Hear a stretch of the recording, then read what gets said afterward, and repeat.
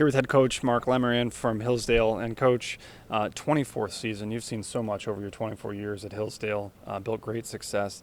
Last year, in an extremely tough conference, was just not the season you were looking for, 3-6. Talk about how that's led to your off-season workouts and how you're preparing to improve on that this year. You know, I think the kids felt they didn't really achieve what they wanted to achieve last year, and there was a little bit of disappointment at the end of the year, and they got together as a group of kids, and they're the ones who lead workouts. I don't have to worry about taking attendance, who's there in the weight room, or really worried about the attendance at camps because they're all there, and the kids are accountable to each other. So that's shaped what's going on for us right now this year. We look at some changes in offense and defense, but it really wasn't a scheme thing. For whatever reason, this group of kids is a lot closer, and I think being a little disappointed from last year, looking forward to this year. Can't guarantee any wins and losses. You just work hard, and that's what the kids have done. One of your primary focuses for all of this summer and in your off season has been building team chemistry. Can you talk about how you've done that and how important that's been to kind of set the tone for fall camp? We start early in April, and I interview with all the kids, and I talk about it. We call it our trust factor, and how much do you trust each other? And we give it actually a point value system, and the kids grade each other, and then we share what their grades are, and then how do you improve on that score? If your score is not what you felt it was going to be, how are you going to improve on that? And you show up every day. You do the extra things, and so we've had things this year that we finished up with our summer camp, and we had a sophomore actually lead all the kids afterwards and say, hey, we need to do some extra sprints. We're not ready, and they lined themselves up, and the kids were running. In every single practice we've had, the kids have done that, but on their own. So when you see things like that, they're bought into each other, and the trust is starting to come back into what they're doing. When you have higher expectations for a season, you got to be excited with the experience that you bring back. We'll talk about the offense first. You bring back 8 returners from last year's squad. Can you talk about the importance of bringing back experience like that and what that will mean for your team and your offense this year?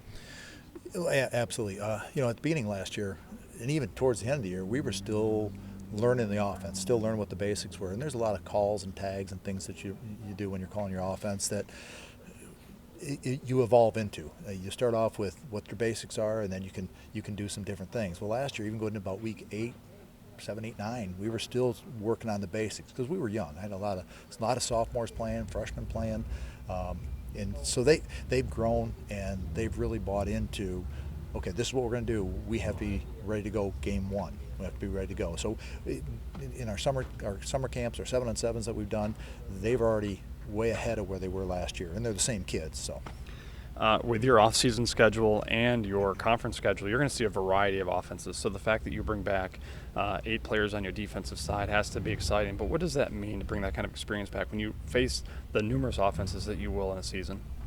Well, football, it really is a simple game. It comes down to blocking, defeating blocks, and tackling, and not getting tackled. That's really what it comes down to. So as our kids get a year older, they're going to be a year stronger, but we're going to work on things just like we always work on. We're going to work on our tackling, on our block defeat, on blocking, on running the ball, on not fumbling the ball. So that focus is really, to me, what football is. In terms of how the X's and O's play together, well, you just match that up as a coach and then let the kids go play. You're going to start the year with your neighbor rival Jonesville. Beat you last year for the first time at the recent series. Can you talk about the importance of starting the year off with a win against a team like that, especially because it's a rival? Well, you don't really talk about wins and losses like that.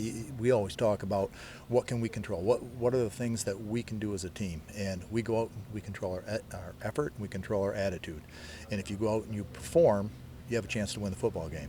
But if you focus on the wins and the losses, you're focusing on the wrong thing. So we want to go out every single play and focus on the little fundamentals and let the wins and losses take care of themselves. However, I won't say that having a team like Jonesville isn't a little extra motivation, and having gotten beat last year wasn't a little extra motivation, because our kids talk about that almost every time they're together.